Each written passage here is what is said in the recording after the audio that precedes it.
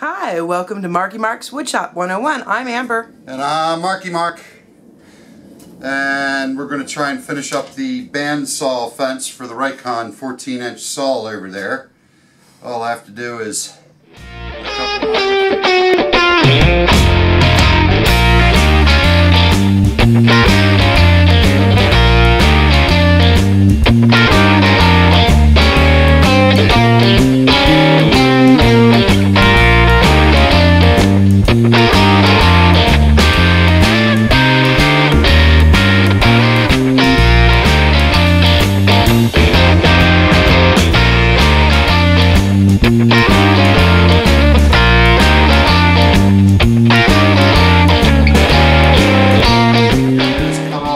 inches of the fence.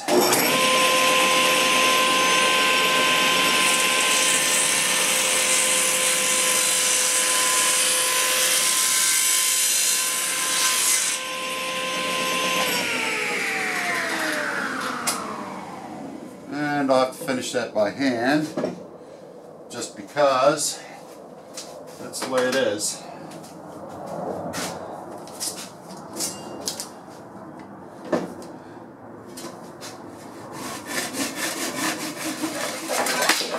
There we go.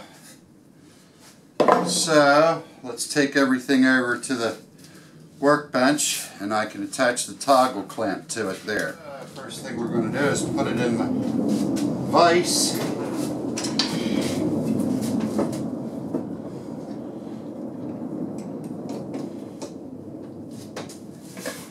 And we're going to, actually it'll be like that, attach a toggle clamp to the end of it.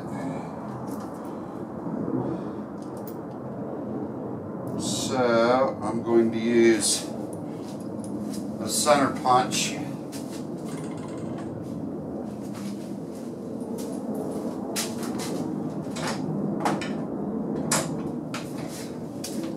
and pre-drill the holes for the screws.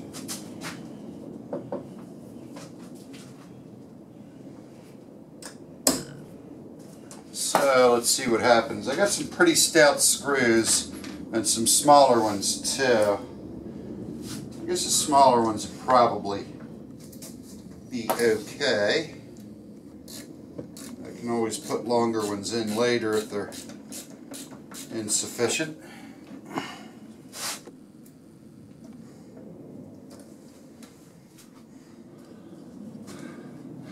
So with the toggle clamps screwed on, the only thing we need to do is give it a little adjustment. Couldn't find another wrench quickly, I just grabbed pliers, that's good enough. Just kind of tightening the nut here to lock her down. So, there we have it. So when we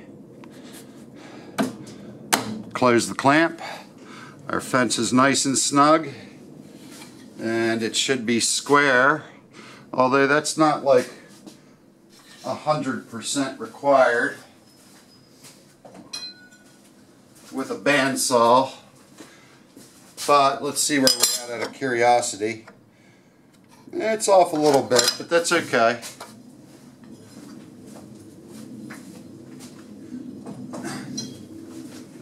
You have to compensate for the bandsaw blade as you go, because sometimes it'll bend, usually inward. And in fact, this piece here is a fence, and you can see it's actually curved. And it might be that I'll affix that so it'll go in there too. That way I have the option to do so. That's actually more useful depending on what you're doing. I have some miter slots I can groove into the fence where we can affix that. That could be an accessory later on down the road. However, there's another part to this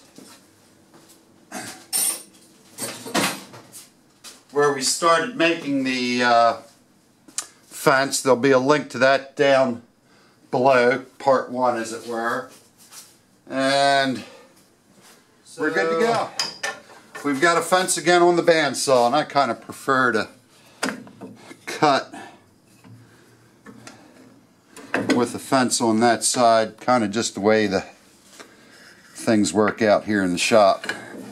And I'll give Amber back her old fence. For this piece, we'll go ahead and attach it. It's just a matter of drilling some holes here in the fence, so that'll only take a second, and we'll have that option installed.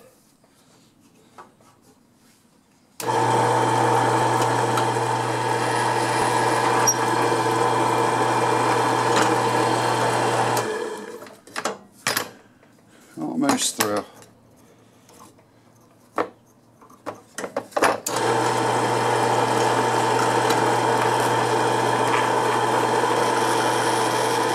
There we go.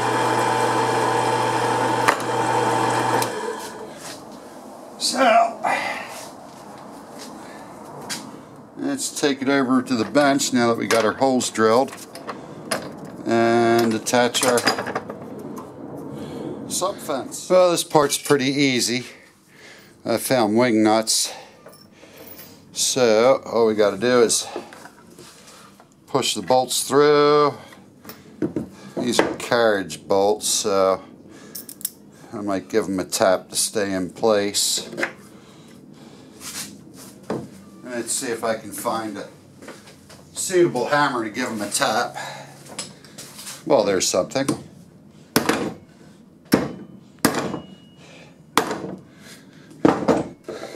And all we have to do is, actually, it was stupid of me, because they slide down here, then go through, and our other fasteners will attach on the back side of the fence.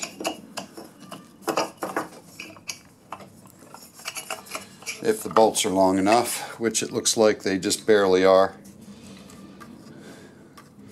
That's a good thing. So let's get a washer on there. I don't know if I can get a lock washer also. Yep, that's good.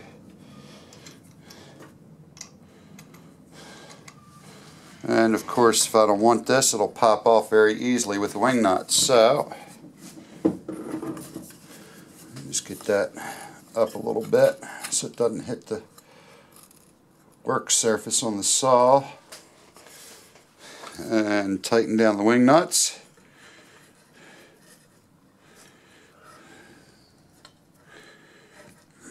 And let's take you over here to the bandsaw again.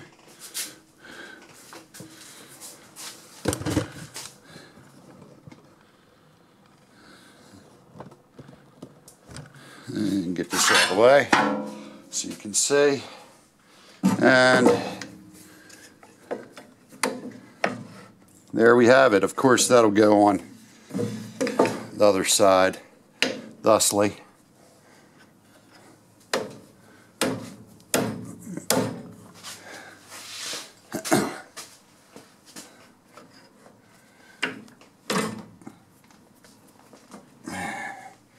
Might have to adjust that toggle just a little bit more. It's a little hard to get into place, but there we have it. An option for the fence already. There you have it. Another extraordinary project complete. And don't forget to like, leave a comment, and subscribe so you can see the other wonderful things we're doing. Marky Mark, extraordinaire!